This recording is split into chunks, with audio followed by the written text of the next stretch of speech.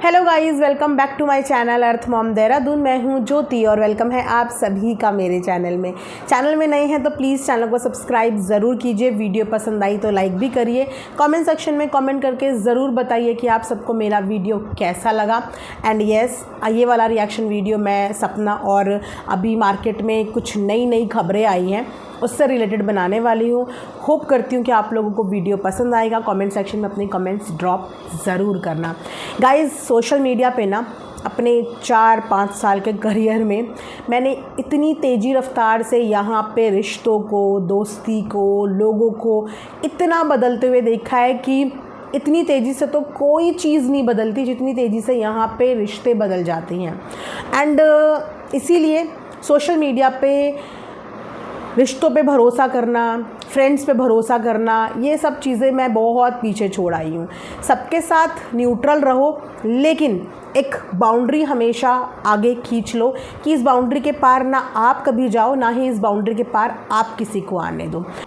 Basically क्या होता है यहाँ पे चीज़ें होती हैं कि अगर आप किसी से इतना भी हर्ट होते हो तो आप उस पेन को साइलेंट हैंडल नहीं कर पाते। दर्द हुआ है तो उस दर्द को सोशल मीडिया पे ही बयान करना है और उस दर्द को सोशल मीडिया पे ही दिखाना है, जिसके बाद बात का बतंगड़ बन जाता है। लेकिन मैं आप लोगों को सिर्फ एक ही एडवाइस करूँगी, जितने भी लोग सोशल प्लेटफॉर्म पे काम कर रहे हैं, चाहे वो बड़े व्लॉगर हो, चाहे वो अभी अपकमिंग हो, चाहे जो ऑलरेडी काम कर रहे हो, सिर्फ एक ही एडवाइस मैं यहाँ पे करना चाहूँगी कि जो भी दोस्ती, यारी, रिश्ता आपसे ऑन कैमरा निभाने की कोशिश करें, उस रिश्ते को आप लोग कभी एंटरटेन मत करना। अगर वाकई में कोई आपका वेल विशर है, वाकई में कोई आपका दोस्त है, वाकई में कोई आपको प्यार करता है, तो उसको कभी भी सोशल मीडिया पे अपना रिश्ता फ्लॉन्ट करने की, शो ऑफ करने की ज़रूरत नहीं पड़ेगी। वो अपने रिश्ते आपके साथ साइलेंटली बैक कैमरा भी निभा सकते हैं, राइट। लेकिन जो आपके साथ रिश्ते, दोस्ती, यारी ऑन कैमरा निभाने की, वीडियो में निभाने की कोशिश कर रहे हैं, तो समझ जाओ कि आने वाले टाइम पे अगर ज़रा भी खटपट होगी तो वो खटपट भी सोशल मीडिया पे आएगी। तो इसके लिए आप लोगों को पहले से ही अलर्ट रहना चाहिए। अच्छा रिलेशनशिप ऑफ कैमरा, क्योंकि बदल जाती हैं चीज़ें, थॉट्स बदल जाते हैं। समटाइम्स हमारी कोई बात किसी को बुरी लग जाती है तो फिर इंसान आके उस चीज़ पे रिएक्ट करता है। तो इसीलिए रिश्ते वही सच्चे जो ऑफ कैमरा निभाए जा रहे हो, जो ऑन कैमरा हो रहे हो रिश्ते, वो आज नहीं तो कल ज़रूर आपकी ज़िंदगी में ट्रबल करेंगे। ये चीज़ें मैं पिछले 4-5 साल से देख रही हूँ और अभी तक भी देख ही रही हूँ, और आई एम श्योर आप लोग भी अभी तक भी देख ही रहे होंगे। आज दोस्त कल दुश्मन, परसों दोस्त तरसों दुश्मन, आज जो दुश्मन वो कल दोस्त, आज जो दोस्त वो कल दुश्मन। तो बदलते रिश्ते यहाँ पे हमने देखे ही हैं। तो अभी मुद्दा जो चल रहा है वही गड़े मुर्दे उखाड़ने का मुद्दा, जो मुद्दा हम आज से साल भर पहले भी डिस्कस कर चुके हैं। साल भर पहले भी उसका कोई निष्कर्ष नहीं निकला। साल भर पहले भी सिर्फ कन्फ्यूज़न, डाउट यही सब चलते रहे। बहुत सारे एलिगेशन सपना पे लगे, बहुत सारे एलिगेशन अंकल आंटी पे लगे। चैनल के मुद्दे को लेके बहुत बतंगड़ हुआ। वहाँ से अंकल आंटी पे लगे कि इन्होंने कुछ किया होगा, यहाँ से सपना पे लगे कि इसने कुछ किया होगा। उसके बाद लीगल बैटल गया। उसके बाद हम लोगों की सिर्फ एक मात्र उम्मीद थी लीगल बैटल पे, कि चलो, जब कन्फ्यूज़न इतनी क्रिएट हो रही थी, क्योंकि ये भी पॉसिबल नहीं है कि कोई सास ससुर अपनी बहू की इस तरीके की फ़ोटो सोशल मीडिया पे डाल सकते हैं। मैं इस चीज़ को भी नहीं मान सकती, क्योंकि जो भी है उनके घर की इज्जत है और अपने घर की इज्जत को नीलाम कोई भी सास ससुर नहीं करेंगे, राइट। बेइज्जत होगी तो भी उन्हीं के घर की बहू होगी, और कोई औरत भी अपनी इज्जत इस तरीके से सोशल मीडिया पे नीलाम नहीं करेगी। तो दोनों के लिए ही उस समय पे मेरे यही स्टैंड था कि दोनों में से ये चीज़ कोई नहीं कर सकता। बट वो थर्ड, फोर्थ, फिफ्थ कौन बंदा है, इस चीज़ का पता लगाने का सिर्फ उस वक्त भी एक ही माध्यम था, और वो था लीगल बैटल। और हमारी नज़र उसी लीगल बैटल के इंतज़ार में उस समय पे थी। बहुत अच्छा लगा था कि उस वक्त पे अंकल ने इस चीज़ के लिए स्टैंड लिया था, और उन्होंने खुद ये चीज़ बताई थी कि शायद एक भी नहीं, हर जगह से उन्होंने चैनल के लिए अलग अलग कंप्लेन करी है। उन्होंने यहाँ पे कॉपी भी दिखाई थी एफआईआर की, जिसके बाद हम लोग सब इसी इंतज़ार में रह गए। बहुत कन्फ्यूज़न था उस वक्त पे, बहुत कन्फ्यूज़न। और जब ऑडियंस कुछ समझ ही नहीं पा रही थी, किसी निष्कर्ष तक ही नहीं पहुँच पा रही थी, तो उसके बाद एकमात्र इंतज़ार सबका था कि चलो किसी ने तो लीगल किया, किसी ने तो किया, अब मिल जाएगा रिज़ल्ट, अब सच्चाई पता चल जाएगी, अब पता चल जाएगा कहाँ से क्या हुआ, कहाँ से किसने क्या डाला, कहाँ चैनल किसके पास है। लेकिन हुआ वही कि किसी भी लीगल बैटल को इंसान शुरू तो कर लेता है, लेकिन उसको फॉलो अप करना पड़ता है, उसको प्रॉपर इन्वेस्टिगेशन के लिए फॉलो अप करना पड़ता है। लेकिन शायद उन लोगों ने वो फॉलो अप नहीं लिया और इस मैटर को धीरे धीरे टाइम बीतता गया और ऑडियंस इस मैटर को भूल गई। और आज तक इस चीज़ की क्लियरिटी नहीं मिल पाई कि वो चैनल डिलीट कैसे हुआ, उस चैनल पे वो वीडियो फ़ोटो डाली किसने थी, क्योंकि इस चीज़ के सबूत सिर्फ़ और सिर्फ हमें इन्वेस्टिगेशन के बाद ही मिल सकते थे। कोई पर्टिकुलर इंसान इस चीज़ के सबूत दे ही नहीं सकता। उस समय पे भी सबूत और सच्चाई सिर्फ हमें साइबर सेल के थ्रू ही पता चल सकती थी। लेकिन पूरा 1 साल बीत गया, I think more than 1 year हो गया, कोई भी उस चीज़ के बारे में पता नहीं चल पाया। और आज वो मुद्दा जो है वो वापस से उठ रहा है और वापस से उस मुद्दे के लिए अंकल आंटी पे भी और सपना पे भी इस चीज़ के एलिगेशन लग रहे हैं। बट इसी चीज़ के लिए सपना को भी रोका गया था, क्योंकि जब वो भी रिकॉर्डिंग डाल रही थी तो वो भी अपनी कन्वीनियंस के हिसाब से उतना ही पार्ट डालती थी जितने पार्ट में वो सही लग रही होती थी, राइट। इसीलिए उसकी रिकॉर्डिंग को भी सबने यहाँ पे चैलेंज ही किया था और उसकी रिकॉर्डिंग को भी सबने क्रिटिसाइज़ ही किया था कि अब बहुत हो गया। जब अंकल के ऊपर भी बहुत सारे एलिगेशन लगे थे, छेड़खानी वगैरह के भी, उसके पास इस चीज़ का कोई भी वैलिड प्रूफ उसके पास भी नहीं था। एक आधी अधूरी रिकॉर्डिंग थी, जिसके बाद उस पर भी इस चीज़ के लिए विश्वास नहीं किया गया था कि ऐसा वाकई में हुआ होगा नहीं। बाकी ये तो इनकी अंतरात्मा जाने। इंसान सबसे झूठ बोल सकता है दुनिया में, लेकिन खुद से नहीं बोल सकता और भगवान से नहीं बोल सकता। तो कुछ चीज़ों के जवाब जो इंसान दे ही नहीं सकते या भगवान के पास ही होंगे। गाइस, कुछ चीज़ों के जवाब जो इनकी फैमिली में बैटल्स चल रहे हैं ना, उनके जवाब किसी इंसान के पास हैं ही नहीं। वो या तो इन दोनों ही लोगों की अंतरात्मा जानती होगी या ईश्वर जानता होगा कि सच्चाई क्या है। यूँ तो अंकल आंटी के ऊपर भी एलिगेशन कम नहीं लगे, यहाँ तक बोल दिया गया कि वो तो जो है स्टेप मदर है, उनके तो अपने सगे बच्चे नहीं हैं, है ना। क्या क्या चीज़ें उनके लिए नहीं बोली गई, पर क्या उन चीज़ों में सच्चाई थी।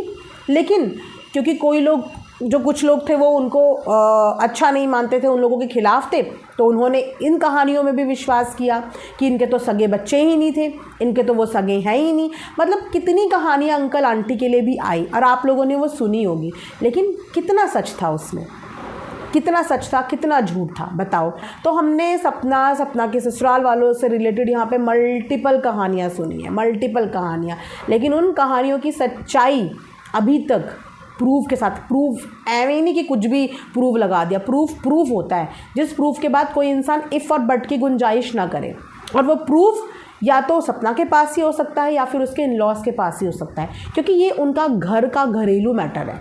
जिनका 24 घंटे का साथ है ना, ये सच्चाई सिर्फ वही लोग जान सकते हैं जो उस घर के लोग हैं, क्योंकि उन्होंने ये सब चीज़ें देखी होंगी, उन्हें पता होगा। लेकिन जो बाहर के लोग हैं उन्हें सिर्फ उतनी ही बातें पता होंगी जितनी बातें उन्होंने हवाओं में सुनी होगी।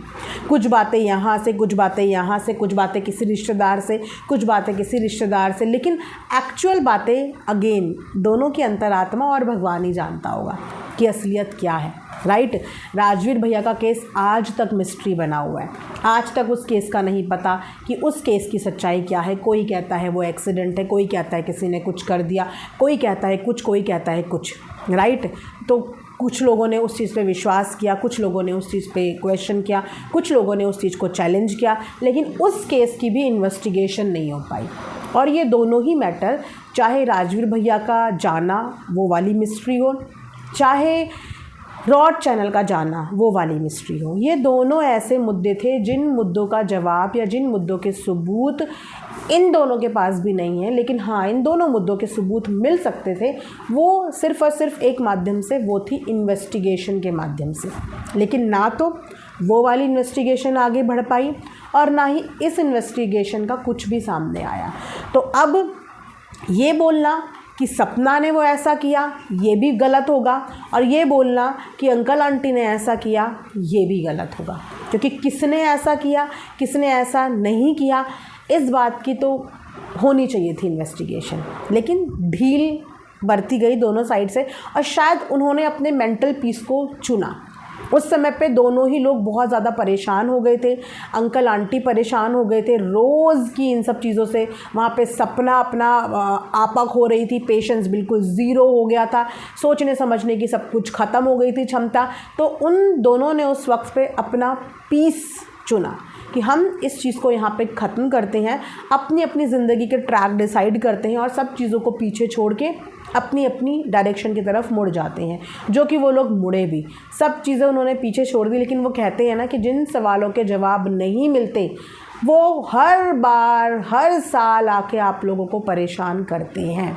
जैसे कि राजवीर भैया वाला मुद्दा हर 6-8 महीने में हर साल आके वो मुद्दा वापस से रिक्रिएट होता है, वापस से उस मुद्दे पे सवाल होता है। उसी तरीके से रॉड की मिस्ट्री भी ऐसी मिस्ट्री है कि साल भर बाद अब उठी, थोड़े 2-3 दिन के बाद ये ठंडी हो जाएगी, फिर आप देखना 6-8 महीने के बाद ये फिर उठेगी। क्योंकि जो चीज़ें आंसर नहीं, जिन चीज़ों के आंसर नहीं मिलते वो चीज़ें हमेशा इसी तरीके से उठती रहती हैं। तो इन चीज़ों में गलती उन लोगों की भी नहीं है जो इन चीज़ों में बिलीव कर रहे हैं। क्योंकि अगर मैं सपना को पसंद नहीं करती हूँ तो जाहिर सी बात है कि मुझे उसके अंदर वो सारी चीज़ें अपने आप दिखने लगेंगी, नेगेटिव पॉइंट्स, डाउट्स, और मैं अपने डाउट्स पे बहुत स्ट्रांगली बिलीव करूँगी। और अगर मैं अंकल आंटी को नहीं पसंद करती होंगी तो उनके लिए जो चीज़ें बोली जाएंगी मैं उन पे भी बिल्कुल बोलते हैं ना विश्वास करूँगी, क्योंकि उनके लिए मेरे माइंड में, मेरे दिल में स्ट्रॉन्ग हेट है या फिर स्ट्रॉन्ग डाउट।